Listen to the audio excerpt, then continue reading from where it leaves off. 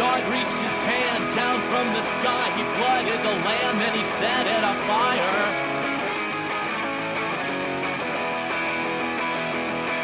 He said, fear me again. No, I'm your father. Remember that no one can breathe underwater.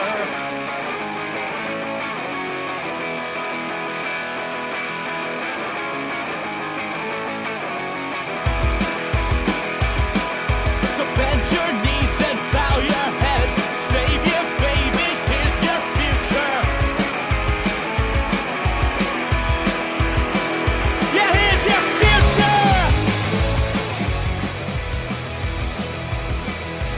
God reached his hand down. Welcome to 2 Month Review, the weekly podcast brought to you by Open Letter and 3%, which we take one giant book, break it down bit by bit, section by section, talk about it, analyze it, have a good time. This season, which is our 23rd, is about Lanark by Alasdair Gray, famous Scottish book, fantastic book, and which we are up to page 334 for this week's episode. I am Chad Post from Open Letter Books, joined as always by Brian Wood, author of Joytime Killbox. Hello, hi. And Kaija Straumanis, editor and translator, and not an art critic, apparently. Not an art critic, not a journalist. Not a journalist, maybe a podcaster, which counts for something. maybe something.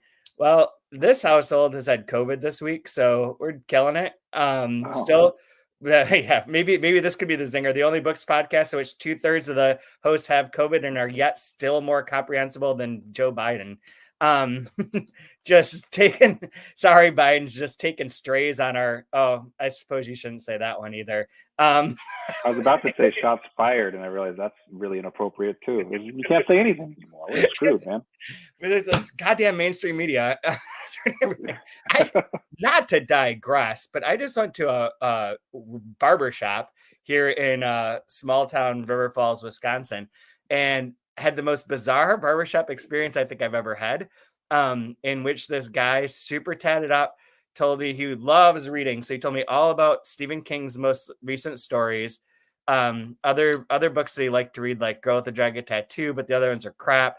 He really doesn't like The Boys this season. He's very much not down with the politics of The Boys in season 4. He liked it up until this point, and then he just he did like what's her name? The Tommy character. Brian, Firecracker. Oh, okay, Firecracker. Yeah. Yeah, they're like Tommy Lahren meets Joe Rogan character. Firecracker. He's like, I think she's fantastic. She's really great. She's like, based off of Marjorie Taylor Greene, I believe. Yeah, exactly. so that got kind of weird. He also took 30 minutes and maybe cut my hair for 2 of them. So this explains why if you and Alex stand together, the shaved parts in the back of your head spell MAGA. Yeah, it's weird. It was he spent a lot of time. I felt like zzz, zzz, zzz. It's oh man, yeah. It's I don't know. I don't even know if they did you that to get too far off a field, but with The Boys, did they even air today's episode? They did, yeah. It has a disclaimer, because it's about assassinating a president, so the timing of it's really poor. I mean, it's really poor. So they were hey, we don't condone violence of any kind, okay? We filmed it a long time ago. Yeah, an assassination attempt on January 6th, on the day that Trump accepts the nomination.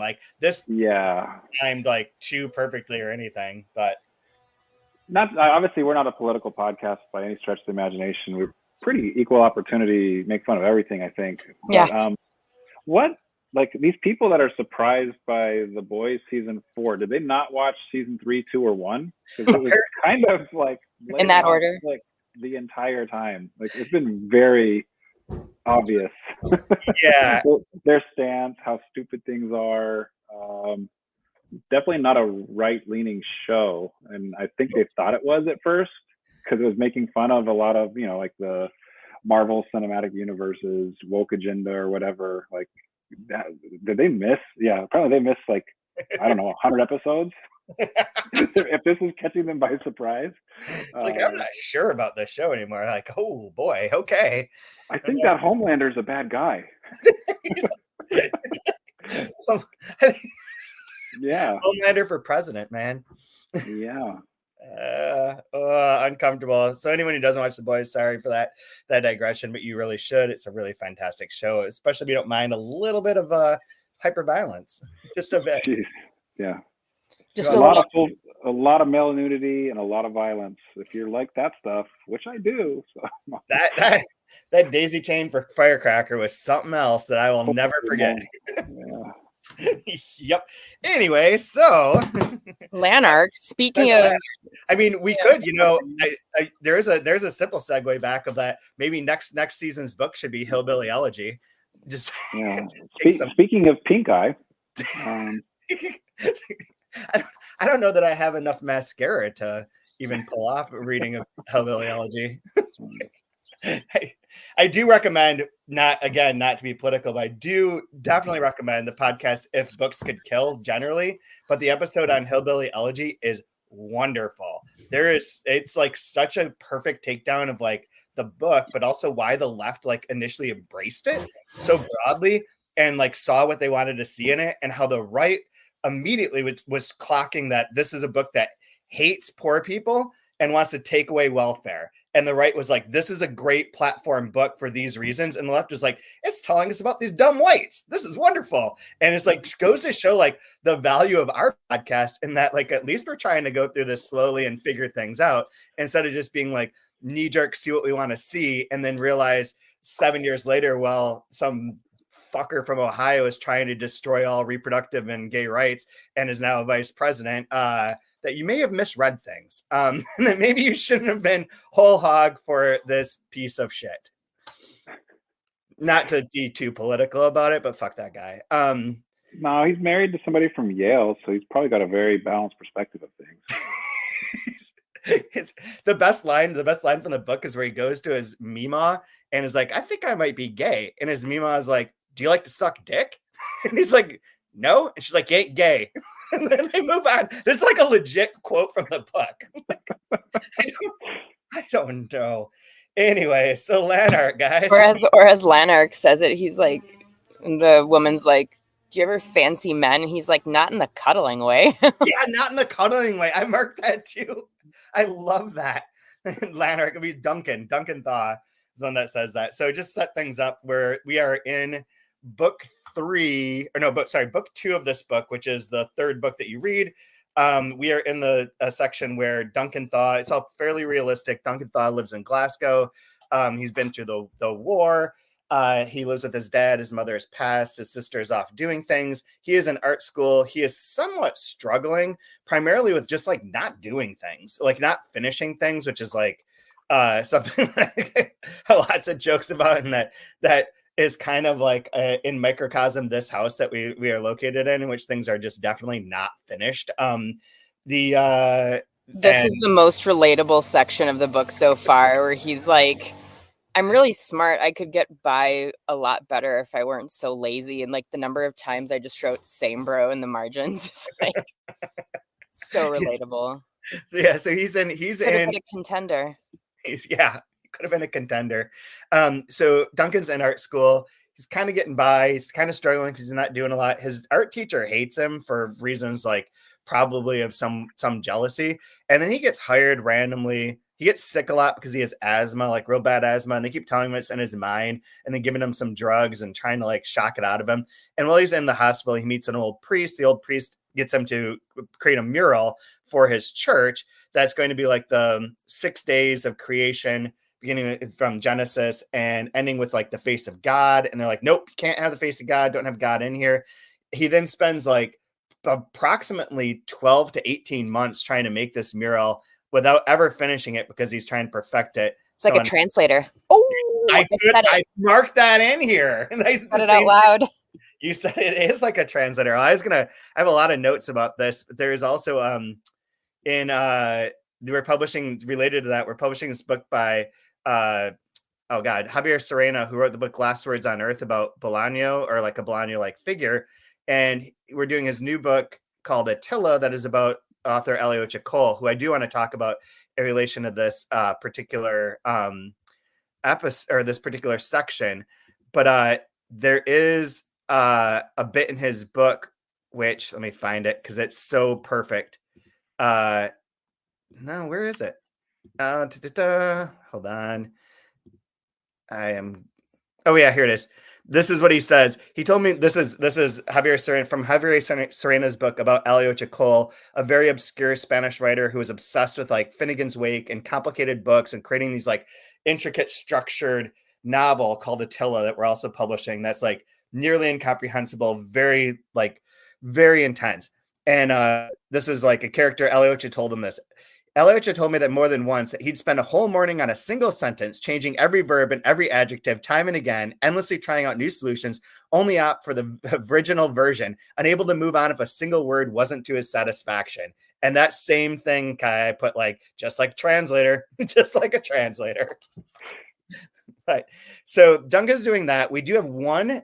No, we don't in this section. We the other parts of the book, the first book that we read is book 3, which is set in Unthank and has like Duncan in a very dark place in the Institute. And then book 4 will return to that, which we will get to next week. But for this week, we're still in like the realistic section, the art school section, the Duncan Thaw section, and all of that. So what are your general thoughts now, Kaija? You said this is the most relatable section. Yeah, most relatable in terms of like, I'm not saying I'm a genius, and I'm definitely not so self-involved and so just like Duncan is, but I definitely, the number of times with college and with high school of being like, you know, if I had applied myself a little bit more, I could have probably gotten slightly better grades, but like to what end? You know, like I'm doing just fine. But I definitely feel that of like, you're like, I don't know, like I'm doing well enough. I love all of his arguments. I still feel very familiar in the prose aspect of it. I love all his arguments where the teachers are like, man, just draw a light bulb. And he's like, but why would I draw a light bulb when I could be drawing like, you know, light itself, like all these other things. And they're like, I don't know, just fucking do it. Like it's the syllabus, just do it. And, you know, he like, oh, the advice, like something he said about advice where he's like, well, it wouldn't be advice if I didn't have a choice of whether or not to listen to it. Like he's very, I like that part. I appreciate the nonconformity, but he's an increasingly terrifying character. The number of times where he's like, well, I would never hurt a real woman. Like, what? Okay, yeah, let's put a pin in that because I want to follow that. There's a whole thread there that I want to talk about for sure. But sticking with his art part, I've never related to him more in mine where I have the hey bro, where he's like trying to do his painting, and he's like, he gets all caught up in bizarre sexual fantasies, gets rid of them by quickly masturbating a few times, which gives him the space to like work on his art. And I'm like, I'm seen. I feel seen. Yeah, but he is like a perfectionist, and there's this interesting thread that goes between Attila, the Aliocha Coll book I was just talking about, because I've been working on that, and his perspective, which is this kind of like the arts for art's sake, the non-audience abiding sort of vibe of it. That for in Aliocha's world, he wanted to create a great book, an amazing book, like a book unlike any book that anyone had ever seen or experienced, with the idea that like no matter what happens in his life, once he dies, this book will last forever. It can be like picked apart. It can stand like some testament of time by having been like this perfect creation. He sees it as like a Greek myth. It involves like innumerable different like discourses and languages and like resolutions. It's a very complex and strange book, but as such, it's like also like to a general public completely unreadable. And yet he spent like the last years of his life as he's losing his mind over and over and over writing this. And it feels sometimes like the Philip K. Dick exegesis where he's like, here's how the world works. And like, and it's like this complex, like geometric patterning and how like the yin and the yang and the female and the male and these things and these spaces and blah, blah. And like wakes up the next morning and is like, wait, this is how the world works, and explains it all again. And it has a little bit of that vibe to it. And then by contrast, Duncan is like just never ending revisions as well. And like, and to the point where they're like, the church is going to be shut down. Like the church is going to be gone before your mural's finished. And he's like, well, that's too bad, isn't it? Like, and the priest even like, you could just keep working on it, man. Whatever. He's like, oh, good, I've got more time. Like, he's like, yeah, nobody will bother me anymore. But this like idea of like the artist's idea of like what their art can end up being, separated from an audience and with the concept of like striving for perfection, is really interesting in here, and very like the question for you, Brian, is to like how you view that as an artist. But in here, I think it's interesting because it does stop him from becoming practical. And there's a lot of bits in this book, or big theme of this book, as like having to do work. Like you have to work, and if work is like creating murals, great. They want him to be a teacher. He doesn't even want to finish his exams. He's just like, I want to do this. I want to be a muralist. I want to get to my next thing. I'll just get to my next money. And then once I get that money and that money's gone, I'll get to the next thing with a different job, but not have this big work ethic. He wants to coast. He wants to coast. He wants to like create as he goes, and sees it like that, which is like anti like the general capitalist sentiment. Although he repeats several times that he never read Marx. Like this is like a weird like flex in the book that comes up on 2 separate occasions where he's just like, I've never read Marx, but like it's kind of like that. Like he's sort of like, I get it, like it's whatever. But he's like the anti-capitalist vibe, while everyone around him is like so Scottish, like Protestant, like get to work, practical, capable, fulfill your duties sort of bit. And it does call into question then like that as the idea of society that did support artists and did support crafts and craftsmanship and like creation and creativity, and now is basically like, dude, you got to teach, be a librarian, do something that works. And that happens in this Aliocha Coll book too, the book about him by Serena. His family is like, you need to just fucking stop this. Like you're living in Paris, you're living in like a hovel, you're trying to write this book that nobody's going to read and nobody cares about. Like come back here, we're rich, we'll give you an office job, you only have to show up twice a week. You can do whatever you want, but just stop with this. So there's that like practicality versus creativity thing that runs throughout this pretty heavily. But Brian, are you a perfectionist in your writing, or are you a slapdasher and move on? It doesn't look like it, but I actually am a perfectionist, which is odd because the work doesn't come out perfect at all. So, but you never finish it, complete it. Yeah, no, I completely identify with the dread, the anxiety of working like that. Because I know we had mentioned it maybe a couple episodes ago, and if somebody missed it, the idea of 100% of the idea in your mind, and then the angst of knowing you're only capable of maybe hitting 80-85%, and being okay with that gap, with that chasm. And I think this illustrates it wonderfully with the amount of time. Like people are just like, just do it. Who freaking cares? And it's like, well, no, I want it to be perfect. I have the idea of it. I want to get as close as possible. And no matter what, you're going to have feelings of regret on what you produce because it's not your best. And you have to be okay with what that gap is. And that's the constant angst. That's the constant struggle. That's all the isolation, depression, all of that is because of that little gap that you didn't hit. In this too, it's like it comes down to like even inches, where he's like, look at the tree of life, it should be 2.5 inches to the right. Yeah. It's like, I'll redo the whole thing. Yeah, like that is, it's something as stupid as like, is, do I have a powerful sharp noun? Do I have an energetic verb? Like the line sucks, it doesn't hold up right, and then you got to move on, and then it gets, maybe you didn't have a chance to get back and have it exactly how you want it, and then it gets published, and you're always gonna like know, like, oh crap, that's in there. Or God forbid the editor misses like a homophone or something that you messed up on, and it's like, shit, is that artistically in there? Yeah, of course. Of course. I've gone down to 2 very weird word things recently: principle and the spelling of principle and the usage of principles in various ways, and then confidant, which I always spelled with an E, but apparently that is not the convention anymore. Like confidant, like confident. No, like your confidant, like the person you confide in. Where would you put the E? At the end. DANTE. Like, well, we follow John Gardner's rule of never using a Latinate when the Anglo-Saxon will suffice. So I just say my really good friend. Yeah. So confidant lost the E essentially. Somebody. The E is only used when the confidant is a female. Okay. Now that makes we're sense. getting problematic now. Good Lord. Fiance and nay, yeah. Well, I heard from my barber that the new Star Wars thing is they have a forced lesbian couple because of course the director is a lesbian and they're just shoving it down your throat. Like that is not something I'm making up. This is a real conversation. But are the characters consenting? I don't know. I'm not watching fucking Star Wars. Like, get out of here. Like, well, you're part of the problem then. You're a bigot if you don't watch Star Wars. What's wrong with you? Like Mandalorian. Okay, whatever. Get your Yoda out of my face. As a lifelong Star Wars hater. Tag not my sci-fi. Yeah, not my sci-fi.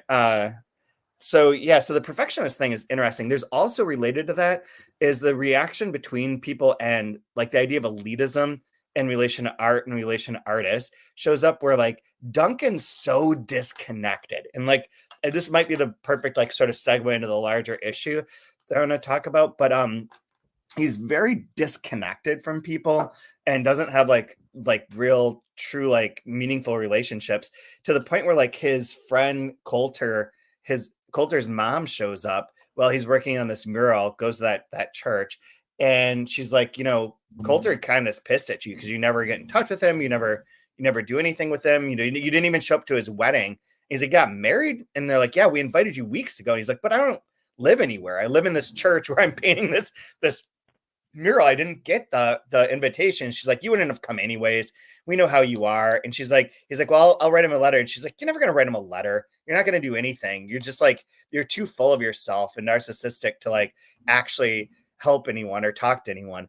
And then there's like related to that, like there's the bit where like he keeps saying, oh, I'm not religious. Like he's painting all this religious shit. And he's like, I'm not religious. I have an idea of God or of good, but like, it's not really any of these ones. And he's like, but I do like God more than I like Buddha because the Buddha came from like privilege. And then Jesus was just like making wheelbarrows. So I can relate to that a lot better than I can relate to like Buddha's like privilege. And this idea of like the privilege part of it comes in too, where like his dad comes in and he's like, what do you think of my mural? And his dad's like, I don't fucking know. Like, I'm not an art critic. Why would I know what this? I'm just a guy. Not an art critic. Yeah, exactly. Like that's what everyone is like, even the newspaper writers are like, I mean, yeah, like they talk about everything but the art.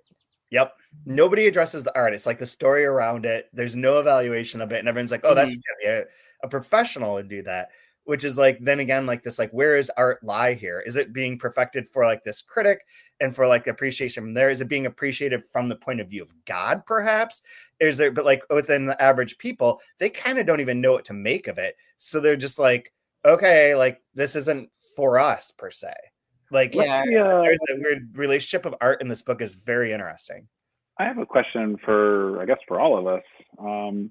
So we all lean more towards, for lack of a better term, literary fiction. Is that a correct assumption? Mm-hmm. Versus commercial. Yeah. We'll just say literary commercial, right? And sometimes it's a spectrum. Things can intersect or whatever. The majority of the people we end up talking to, mostly like our experience at that bar when we were watching France.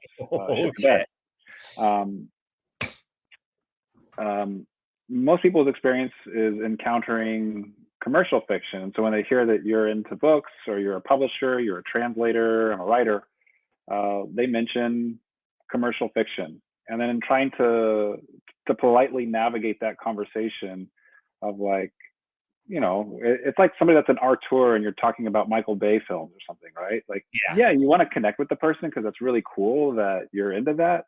But at the same time, you're not talking about the same thing. No. Right? Like your shirt has a quote from Bolaño's Savage Detectives, and he's like, I'm going to read that.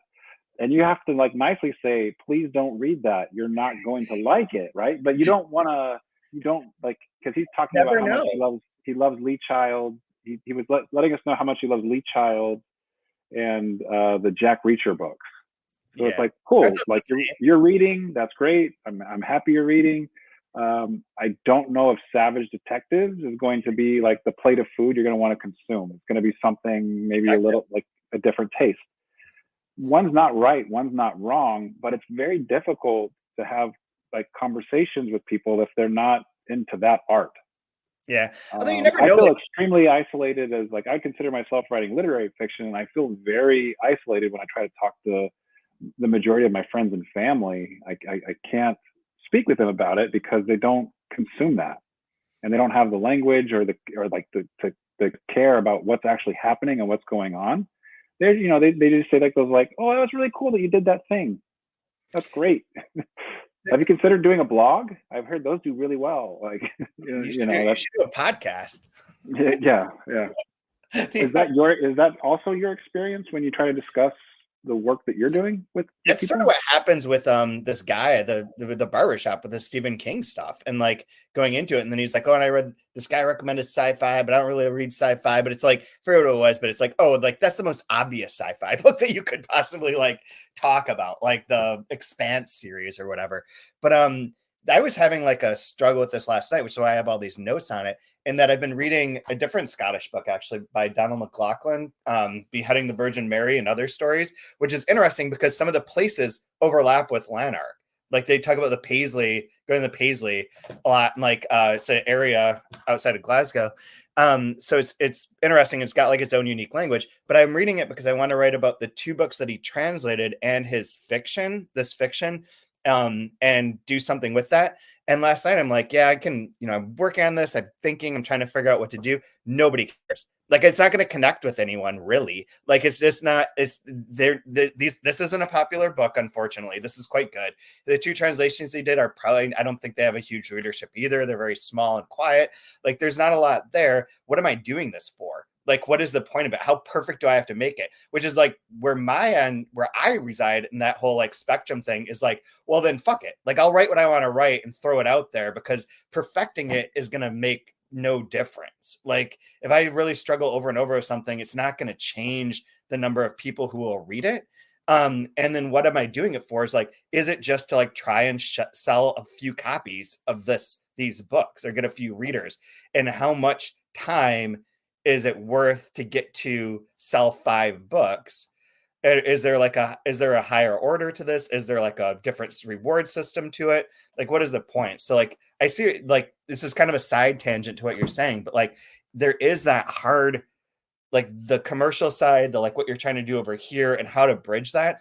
And sometimes I feel like there's that magic of like, sure, maybe he doesn't know what the fuck Savage Detectives is going to be, but maybe he reads it and loves it. Like someone who reads like Vonnegut and suddenly like, oh shit, I'm into like this thing. And I'm into like these kind of like quasi metafictional, like fourth wall breaking books suddenly. Like it's opened my eyes. Like maybe that happens.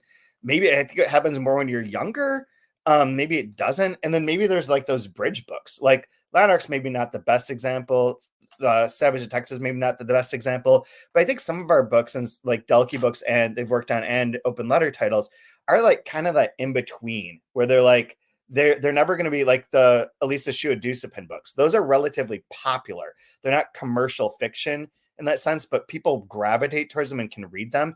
And part of it is that she's won the award and you've been told that they are that, and so they fit there. But they can maybe bring you a little bit into this world. God, I'm talking a lot, but I have one last thing I want to say is that there's also I think the social pressure that why would you spend your time reading one of these books that nobody else has read?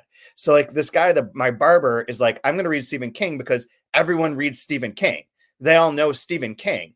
And like that guy in the Jack Reacher, they have a show about Jack Reacher. So I read Jack Reacher. Like, why would I read something that nobody else reads? Hence our podcast. Yeah. I mean, I don't know, like, yeah, why do you read things why would you read something that no one else is reading because you're interested in it? Why would you read something that other people hate? Like, I remember way back, like you, Chad Hate Towlin, and Dustin Kurtz, formerly of Melville House and everything else, was like, I don't know if he's pro, but he was diplomatic about it. And I was like, I'm going to buy the book and read it. And you were like, why? And I was like, well, because you hate it and I don't know anything about it. And I want to form my own opinion about it, which is, I do realize the irony because I refuse to read Murakami for other reasons, like just I refuse. But for the Tao Lin, I was like, no. And I didn't make it past like 10 pages. I just couldn't. So I found that out for myself, but I don't know, sometimes it's defiance, sometimes it's laziness, sometimes it's... Well, you were reading it. Did the book grope you? Which one? The Tao Lin book. No. No, I don't believe so. Also, poor dude catching strays, but that guy's a creep. Yeah, I mean, I can see that too. Like reading out of hate, reading for those reasons, but like, but what you're saying, Brian, like just the general populace, like people who aren't like even adjacent to this industry, like it's a weird conversation sometimes. It's like the other version of it though is also disconcerting where you're like, oh, I work in books. And they're like, oh yeah, I publish these books through Amazon Kindle Direct, or like I read like these books that are from like these people that like there's in our library here at River Falls, they have an adult reading program, summer reading program, which I don't know that I've seen very regularly, where you can get tokens or tickets to put into raffles. And one of the raffles is for local authors.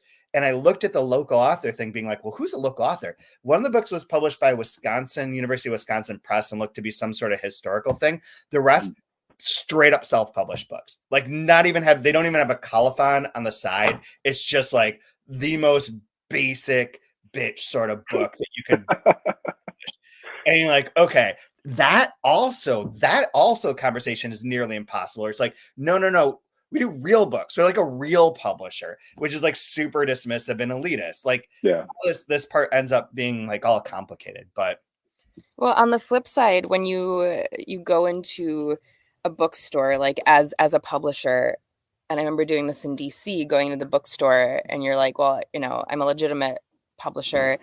Ingram carries our stuff. I'm going to go in and drop off catalogs. And you go in and you're like, hi, I'd like to talk to the book buyer. And immediately they're like, who are you? What do you want?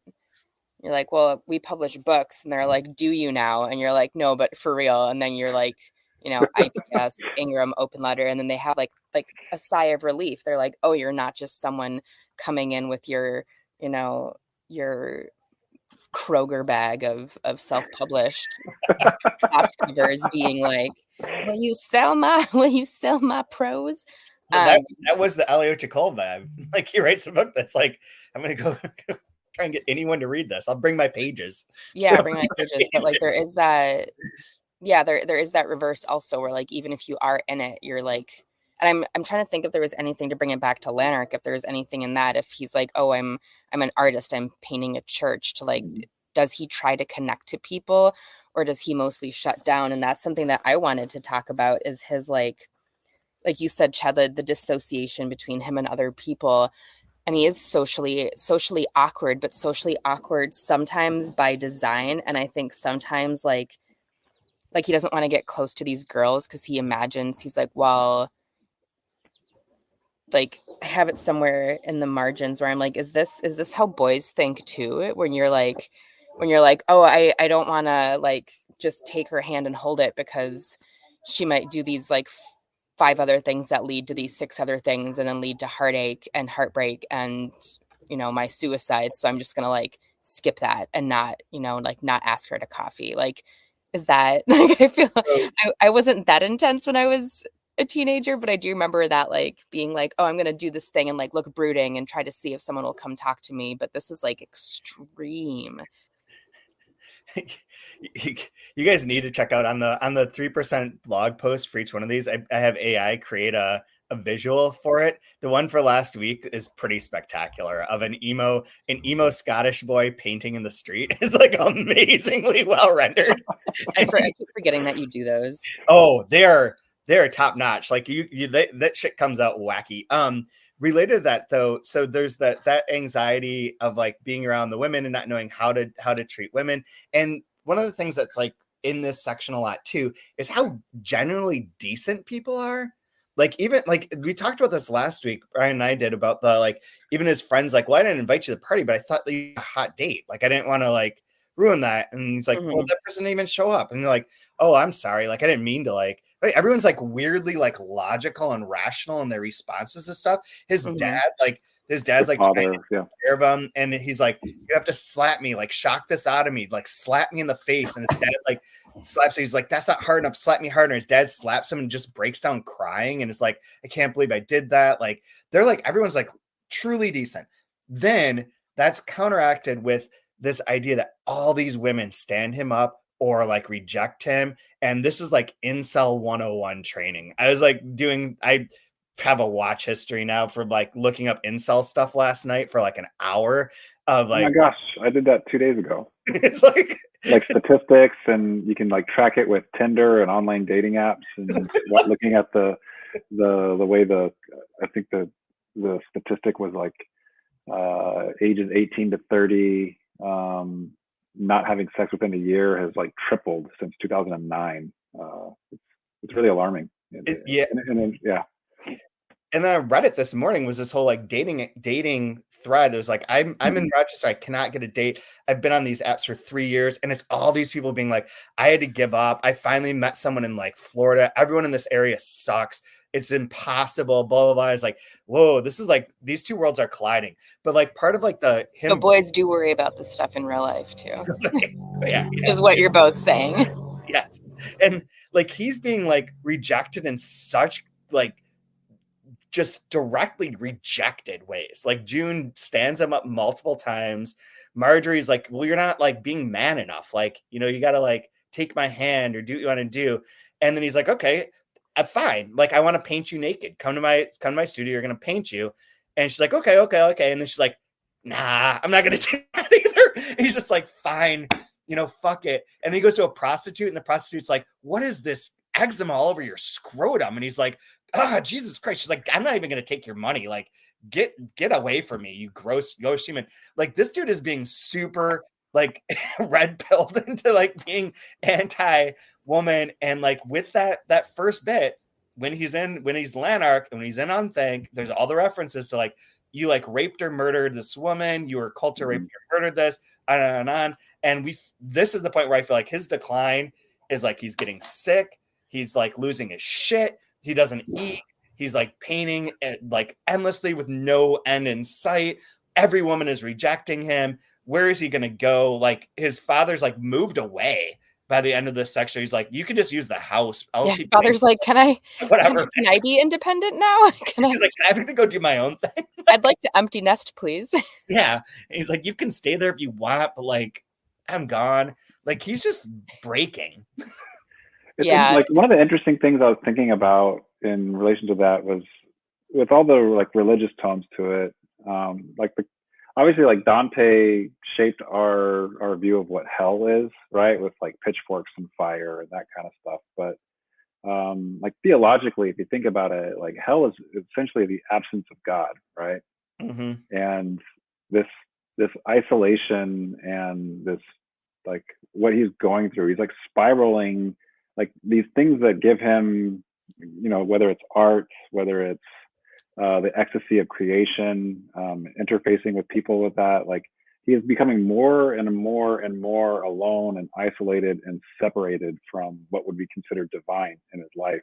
And you're seeing how awful and terrible and like clearly there's going to be some bad repercussions from this. I think it's set up really well for that. But yeah, I like this concept, this idea of the absence of God is what we're seeing with this descent into purgatory and hell for him.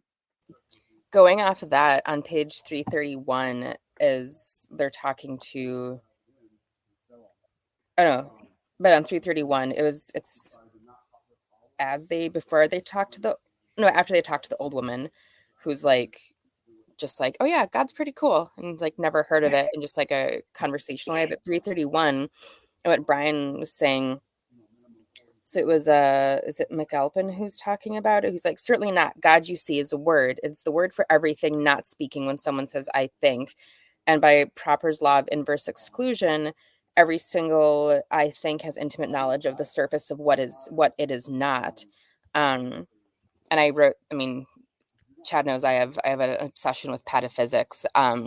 But that's sort of like what you're saying, Brian, like the absence of one thing is the existence of another, and that goes for ideas and understanding as well.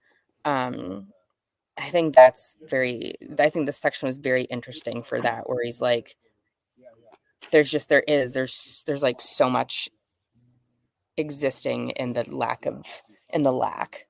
And that's actually a question that I have to go off of that. And Chad, you probably know the answer because you've read this before, but Brian, what I'll ask you then is, do you think Duncan / Lanark actually does rape and or kill someone, or do you think this is all like is it do you think it's real, like his real life, or is it just because of his fantasies, or is it, and I'm not high, I promise, is it maybe that like the lack of those things is just as bad as having done those things? I don't know if you can talk, Chad, without answering those questions because you have read the book before. All I'm going to say is I did finish this book, like the up to page. I went beyond where we were reading and read the next 20 pages to get to book 4. So I do know the answer to that question to some degree. And it is for next week. I'm not going to say anything about it, but it is interesting. It's not what you think. I get like some like Jacob's Ladder type of vibes, obviously, like what is supposed to be real or not. Like this dragon scale thing seems pretty not real. But obviously like these he does have eczema all over his nuts, so true. We call that dragon scale. It sounds a lot better than whatever STD you want to have. No, but but then like the like the pastoral of his youth feels, that feels fairly grounded in realism also, but it also feels dreamy at the same time. So yeah, I don't know what's real or not. But I mean, obviously if you did horrible things, it makes sense that you'd have a different name and try to show up as a different person. Whether that's if it's done like because you've done things in your mind and it's your mind fractured to give you a sense of stability with what the reality is, or whether you're trying to hide from the police or something. I take it more as a dreamlike state, like a fever dream. So related to absence thing too is page 292, where when he's pissed, he's like, if you exist, let me kill her. If you exist, let me kill her. So if God exists, then God would allow Duncan to kill Marjorie. It is Marjorie he wants to kill here, right? And not the other one. Yeah, he always wants to kill Marjorie. Yeah, he sometimes feels like he wants to also kill June. But Marjorie is the real one. Mm-hmm. And then he has a dream. He lay like a corpse, his brain rotten with resentful dreams. He tortured her in sexual fantasies and revised and enlarged the farewell speeches he had failed to make while parting, and minutely remembered and resented every moment they had passed together. Like it's getting dark with that sort of negative part. But yeah, I can't answer your question without giving things away, and I'm going to let that lie. But I think that also the things that I would be able to say actually don't mean anything until we get into book 4, which I did not start. I think you need the next bit to like reframe this section. Makes sense. All right. But yeah, but it totally does. I mean, it all is set up that he's like falling apart and he's angry at women and he's been becoming he's an incel, he's involuntary celibate. I think that makes me think another thing that's interesting is that like there's one part, I think it was in this section where early on they, instead of Duncan Thaw, or the newspaper, even the school newspaper calls him like, is it Douglas Shaw? Like that, another one of those identity slips where it refers to him as someone else. Right. But even they're like in the hospital when the professor comes around, they're doing the rounds and he's like, here's this young man who's, partially for real sick, partially psychosomatic. It can all go back to like the war and how his family split. And he's like, we didn't split. Like, yeah, like, that's right. We all moved. And they're like, well, the dad wasn't around. And he's like, but he was. Like all these not fabrications, but just like misinterpretations or misrememberings, or like this, his like, yeah, like didn't we talk about this a couple weeks ago? Like, where is the trauma? Like, he doesn't have any real trauma yet. And even at this age in the art school, he's imagining these traumas of like, oh, I bet she's like sleeping around with somebody else, or she doesn't want to meet with me. And like, even with June Haig, where he's like, she keeps standing me up. Like, when we see them when she's their waitress, like, June just seems kind of airheaded. Like, she probably is just kind of dumb and forgot, like, and they're just like scheduling things. He's like, let's meet at this time at this place. And she's like, okay. Also there's, I think that the only trauma, the only pain things is through like the peers, like maybe the teacher that's mean to him, but generally like the females who don't offer him companionship, and that's frustrating to him. But he also like sort of gets past it pretty quickly. And is just like absorbed in his art. The other thing to tie this back into my barbershop experience is that his mural gets criticized for representation. Yeah, they're like, ooh, he makes Adam's too black.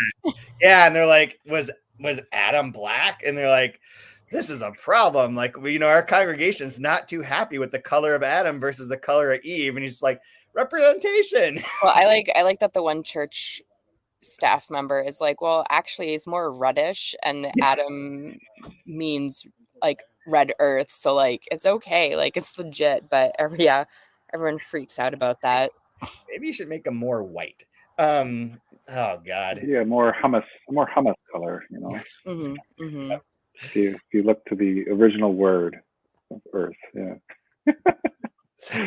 I like that blonde-haired, blue-eyed Jesus personally. If we could get more of that good German-looking Jesus. Alex asked me the other day, because we walked by the Christian middle school, and there was a statue of Jesus. He's like, "Look, it's Jesus." He's like, "What does Jesus really look like?" And I was like, "I'm not going down this road with you." Like, I don't know that we can have this conversation right now. It's like not exactly like the things you've seen, but you know, lots of different. I don't know where the Palestinian people are, but probably like that. Yeah. Ooh. Whatever. Just Jesus is everything that you cannot imagine. It's the absence. He's the lack of imagination. He's like he also like he sends people to hell, and I was like, no, that's more of his dad's business, but his dad is also him. But there's kind of more the dad. Like Jesus was more like making things and trying to help people out. He's like, yeah, but he also sends them to hell. I was like, I don't know. I think this is a debate for a different. Sounds like someone snuck into the living room while we were watching Succession. Like, oh, the son can do it too. It's daddy's business. It's fine. Anyway, so I don't know if I have anything else to add to this section. Kai, do you have anything?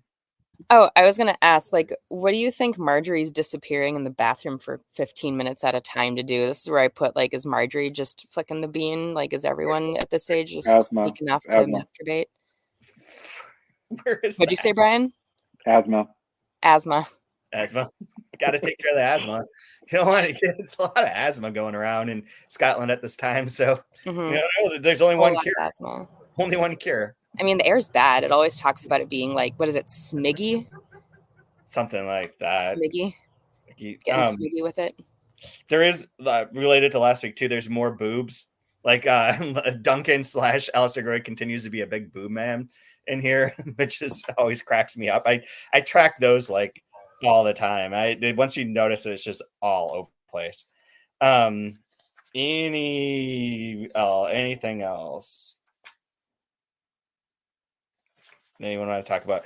In which case, does anyone have? I will tell you as you guys look for your lines of the week that next week, July 25th, we'll be going up through chapter 34, which is page 397. There's 4 weeks left. So there's 4 episodes left in this, which is surprising because I feel like we're like getting towards the end, but like we kind of aren't. We're transferring, we'll move through the end of this book of Duncan's life and move into book 4, which presumably comes after book 3, which we read at the beginning, on and on. We'll have to go through that. But this one should help us like kind of hit like what I assume will be like the denouement or the climax, or like more of like what this ending plot's going to be. Now that we've gotten Duncan's story and know where that is and see this beginning part, like where are we now in this book? Should be like truly like hitting rails next week. I don't know how you guys feel, or Brian, how you feel, but I definitely like, there are a lot of things in this section that I like, and a lot of things in this Duncan section that I like, and I enjoy reading it, but it is kind of like, it's a lot of like waiting, a lot of build, a lot of waiting for that other shoe to drop. But I don't even know that the first shoe is dropped. I don't know where the shoes are, guys. Where's the footwear? Fair enough. Brian, do you have a line that you want to read? Yep, I resemble this remark on page 320. It's right in the middle. When will you finish this, Duncan? I don't know. Good heavens, you asked for 3 months and have taken 7. Yep. That is the, I don't know, any artist at work. Yep, and unpaid labor at that, so you kind of have the... Yeah. Do you have one, Kaija? Do I? I'm at the bottom of 328,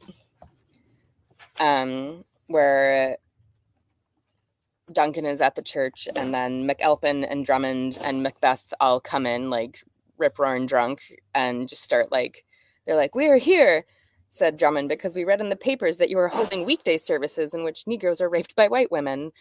And then, okay, that's not the part, but then McAlpin says, "You will gather that we are slightly puggled." And then "Stocious," said Drummond, and "Miraculous," said McAlpin. And I just wrote that that's like the Letterkenny Skids. Yeah, it is like the Letterkenny Skids. Miraculous.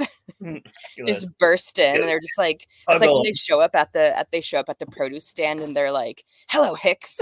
Yeah. "We've got a proposal for you." Like, it's very much Stocious, so. Miraculous. Mine goes back to something I mentioned earlier, but on 299, he's sick, he's in the hospital, chaos is happening, and his dad's there, and he's like, "Would you like me to bring you Lenin's Introduction to Dialectical Materialism?" "No." "That's short-sighted of you, Duncan. Half the world is governed by that philosophy." I just love it. He's just like, "Nah, I'm good. I don't need this Lenin stuff. I don't need the Marx stuff. I've got this. I'm all on board." Anyway, so I guess we can leave it there. Yeah, so next week up to 397, we'll be back on the same bit. World will be probably politically changed once again. We'll try and again avoid complications with politics, but hard to avoid that right now. There's a lot going on. Other thing of things changing, a lot going on. There's a lot of I finally remembered, it seems like a lot of crossover or cross-pollination with your boys that you've been episodes that you've been watching, because like all the mentions of like holes. That was one of the other lines I actually liked, where sometimes you can make a hole and fuck it. where Duncan's basically like, "No, you're right. Like, not having access to the hole and the woman being mean is like, that's double painful."